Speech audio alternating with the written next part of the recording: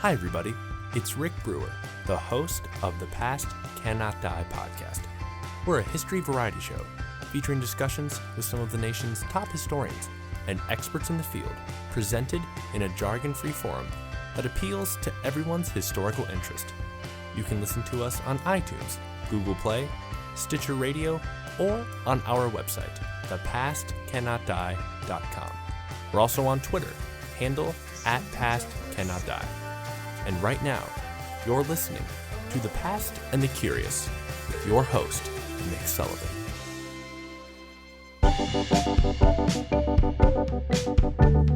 Hey everybody, it's Mick Sullivan, host of The Past and the Curious. Now this is a very special and unusual episode.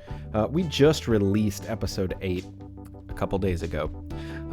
But our friends at kidslisten.org, that's a network of really fun, really committed, great podcasts that are all, like us, hoping to make a difference in the lives of families and kids and give them some interesting stuff to learn about. We all decided that it would be great fun to create a theme and everybody create a show around that theme. So it's like Sweeps Week if you're watching TV. The theme is Family Tree. And so some of the podcasts that you can hear in the network, Sparkle Stories and Ear Snacks. There's obviously some science component that you can talk about with family trees, and Brains On and Tumble are going to take care of that. Book Power for Kids, Book Club for Kids, and also one of our favorites, The Alien Adventures of Finn Caspian. So I encourage you to check all of those out.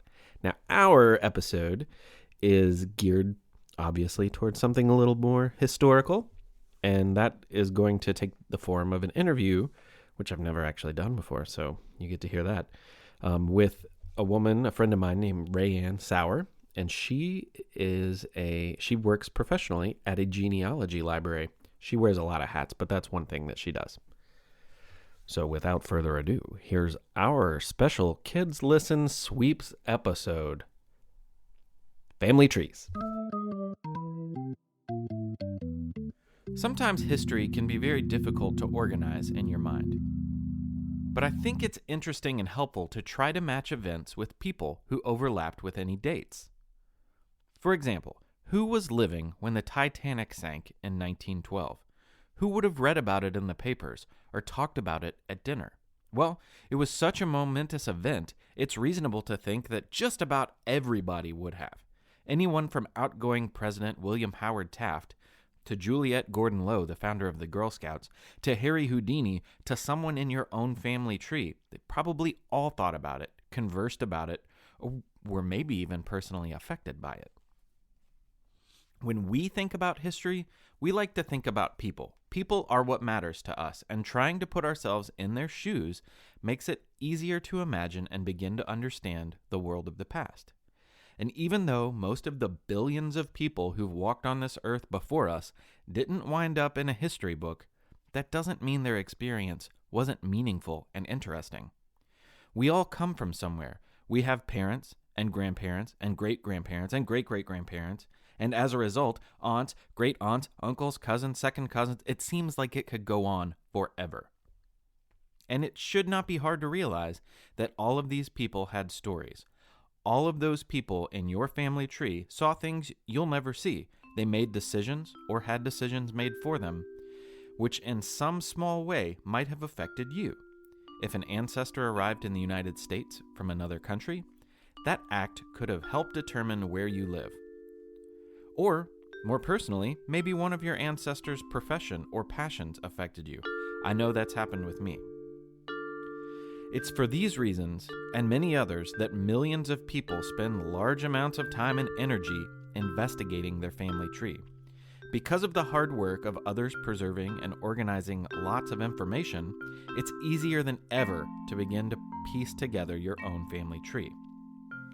We happen to be friends with some folks who help operate an organization called the Sons of the American Revolution. Their headquarters are in our hometown of Louisville, Kentucky, and their beautiful building boasts an amazing genealogy library. One that people visit from all over the country in order to help them uncover people from their own past. Now, the Sons of the American Revolution and their sister organization, the Daughters of the American Revolution, are a legacy society for people who can trace their family trees with primary source documentation to someone who helped the cause of the American Revolution.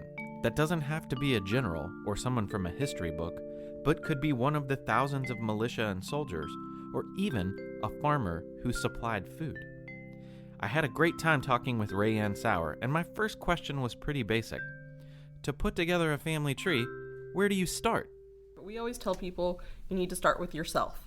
So that sounds pretty basic, I realize. But if you don't know, who you are, who your parents are, etc., then it makes it really difficult to come in and say, well, I want to know if I had any ancestors who were in the Revolutionary War. We have to, get between yourself and them before you can get back that far. So we always just try to start with the basics, who were your parents, do you know who they are, when were they born, do you know who your grandparents are, that sort of thing. And once we establish, the first 2 or 3 generations, then we can really kind of ask you, is there a particular side of your family that you want to concentrate on? This makes sense because my family tree gets big fast, and it's overwhelming. Genealogy is very large in scope. The farther you go out, the more ancestors that you have, and so it helps to sort of focus a little bit to really concentrate and see if there's one particular line or person that you would like to concentrate on. How long does that process usually take? Well, that's kind of a tricky question. It depends. Everybody is different. Some people come in already knowing a lot about their family. They come in where some of their other relatives have already done a lot of research and they just want to kind of supplement what they already have. And it also depends on where your lineage takes you. There are certain families, there are certain people whose families have been in the country a long time, for example, or have been with certain groups of people who are very well documented. For example, if you have Quaker ancestors, they generally are very well documented. They took minutes at every meeting that they had, and so they would write down everything that happened, every person who got married, every person that died, etc. So if you've got some Quakers in your family, then you may have hit the jackpot, that you've got all kinds of records to go along with your ancestors. But, if you are someone that maybe is a more recent immigrant or something like that, there are certain populations that just don't have as many records. That's just something that wasn't in their culture, and so that can make it a lot more difficult. So there's not really a clear-cut answer on how long it can take, but really people who are avid genealogists do it their whole life. They're never done. So there's always more that you can learn and more questions that you can answer and more things that you want to find out about your ancestors. Now, lucky for us in this day and age, you don't have to have immediate access to a library such as the Sons of the American Revolution. There are all sorts of ways that you can begin to trace your family tree. Yeah, well, it's getting easier and easier to do your genealogy online. There's great websites, things like Ancestry.com, Family Search, the National Archives has some online things, Heritage Quest, lots of online resources. And of course, there's lots of local resources for people no matter where they are. Lots of local libraries have a space dedicated just to local genealogy. There's lots of larger libraries, also kind of like us, throughout the country too, whether it be in Salt Lake City, where the Mormon Church is headquartered. They have lots of resources. Washington, D.C., lots of resources there with DAR, National Archives, that sort of thing. But I would say, fortunately, we live in an age where you don't have to necessarily travel to the place where your ancestors lived. There may be a few documents still that you might have to either go to the location or contact someone at that location to get the document. Now, we feel it's important to point out that being able to trace one's family tree is a privilege that not everyone has. Because of catastrophic events destroying documents, because of poor immigration records, and because of the institution of slavery, it can be very difficult or impossible to trace parts of a family tree beyond several generations. Luckily, science has an answer as to what people can do about this. It's like that. There may be an adoption. You may not know who your birth parents are, that sort of thing. I would say in this day and age, we're very fortunate that we have DNA testing now. A lot of people are moving towards that because even if you find something in your genealogy through documentation, there's nothing more precise really than DNA. So even things that you find in primary sources, there could be mistakes there. There could be instances of Two people with the same name at the same place. Like, is that a possibility? That happens all the time. And sometimes there's just no way to be sure if this is your, John Smith or not. It could be someone. And there are lots of instances either like that or with records that just don't exist. There's lots of places where records have burned, courthouses have burned. So looking at all of this and looking at family trees from all sorts of different families and how big and broad they get so fast really makes us realize how connected we all are. When you go back, just even a couple hundred years, you realize how few people, even just for an example, first settled in America and how many people now can trace back to them. So I do think it really does emphasize, we all are interconnected, and you don't really have to go back too far before you can see, how many people share the same common ancestor. And so, maybe if more people would realize that, that would be a positive thing. So we really had a great time talking with Rae Anne Sauer from the Sons of the American Revolution. Thank you very much for that experience. And if you would like to hear the entire interview, which there's a lot of really great stuff in there that we had to cut out, you might be a prince or a princess, who knows?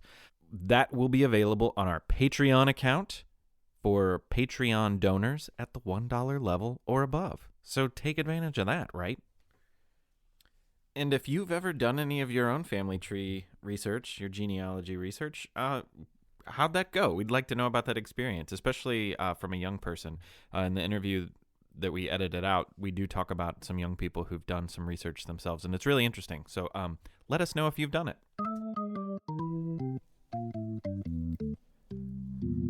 Okay, so before we go, I thought I would include one song. We always do, and since it's a family tree episode, it seemed to make sense to do a song that my grandfather used to sing to me. It's very, very, very short. But the reason I actually decided to put it in here is because I wonder how many people have heard this song before. I don't know if it's a word of mouth song and it is just in a few families, or if this is a song that everybody knows. I don't know. So have a quick listen and let me know what you think. Have you heard it before?